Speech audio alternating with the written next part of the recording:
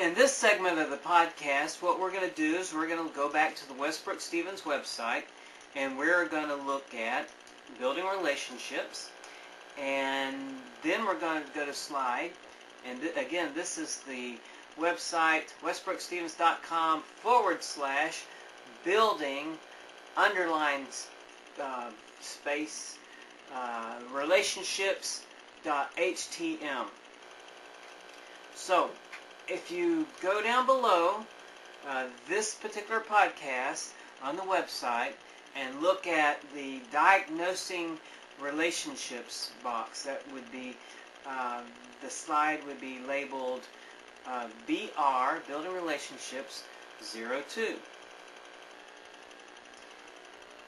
This is an example from the Trevecca Faculty Guide, and it talks about the 3 sections or sectors in relationship, diagnosing relationships. The first one is people. So that's people to people, peers or boss or subordinate, those type of relationships. Next one is units doing different tasks. So units could be looked at as groups of people.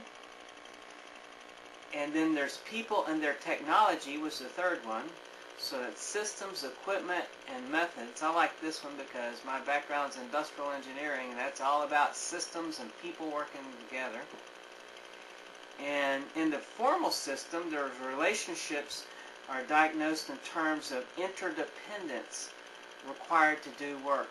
So you're looking at how different people are required to do the work and how different units get involved in that, and also how technology plays a role in that. At another day, we'll look at these type of relationships a little deeper.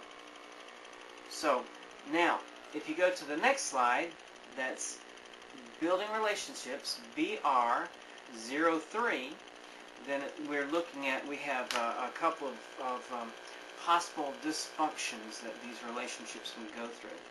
And one is people need to work together, but they don't do it too well. Or units need to work together, and they don't do it too well. So things aren't working out the way they're supposed to in general. Now the next dysfunction would be people don't need to work together. However, they try to force some kind of collaboration. Now, you've seen this. You've been in meetings before where people actually are called in to be in a meeting, and they're sitting there twiddling their thumbs, not understanding why they are there, or maybe they don't play much of a role in that meeting.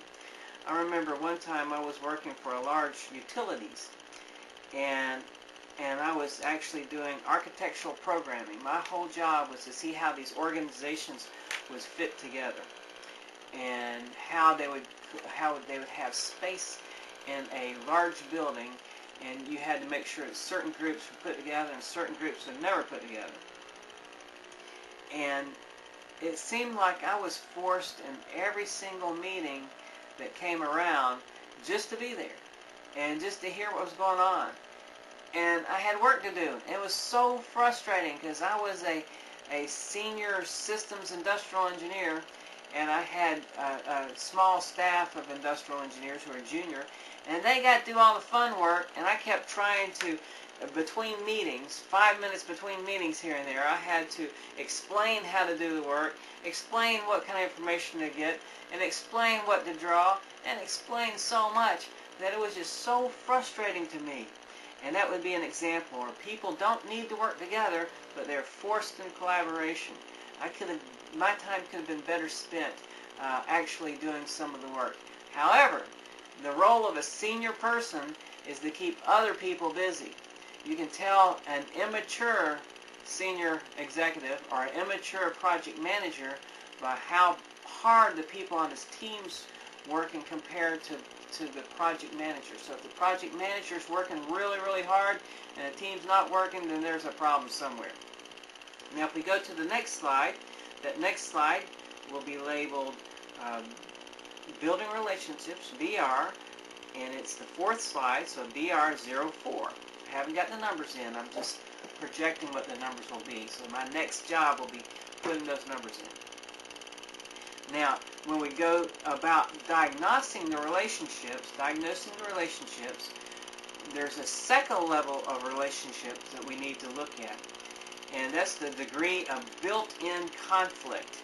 So some units are naturally going to be in conflict, because if you're trying to get a project done on time, anything that slows you down, any kind of auditing, any kind of inspection will slow you down. So you're naturally going to be in conflict with some of those people. For example, the example on the slide is sales and production. They're naturally in conflict, so you need to look at those conflicts. Now on the next slide, BR,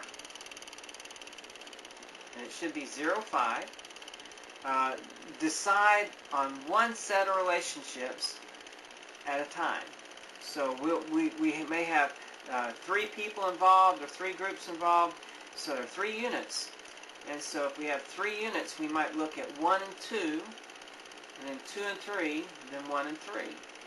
And if there are 4, we might look at 1 and 2, 2 and 3, 1 and 3, 1 and 4, 2 and 4, and just make sure you get them all. So the more you have, the more complicated it gets. So we're going to look at how high, we're going to judge these relationships. So high might be each depends on the other for survival. And medium might be each needs something from the other person. And low is they can function okay without the other person or without the other group. So that's what you want to know. Now I'm going to show you a RACI diagram later on another day, maybe outside the scope of this class, but it will be there. And it's one of the tools that business analysts use a lot. And this is one of the earlier tools that business analysts might use too.